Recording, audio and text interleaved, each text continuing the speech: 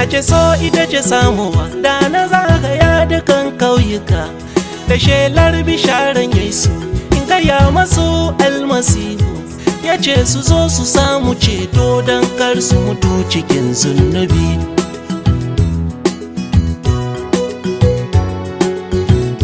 Da a ce so ita ce samuwa, da na zagaya dukan kasashe da shelar bisharan Yesu, in gaya masu almasihu ya ce su zo su samu ceto don kar su mutu cikin zunubi.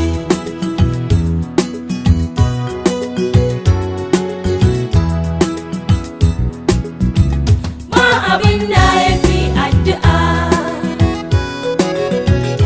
mu yi addu'a mutum na da su don kar su mutu cikin zunubi. Ma abin da ya fi addu'a, mu yi addu'a mutum na da su don kar su mutu cikin zunubi. Da a ce so ita ce samuwa, da na gangara Libya da shelar bisharan Yesu, in gaya masu almasihu ya ce su zo su samu ceto don kar su mutu cikin zunubi.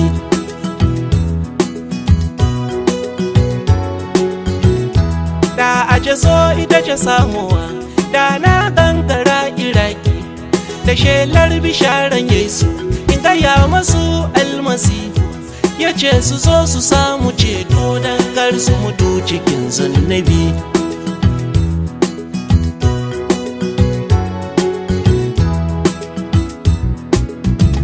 Ma abin da ya fi addu'a,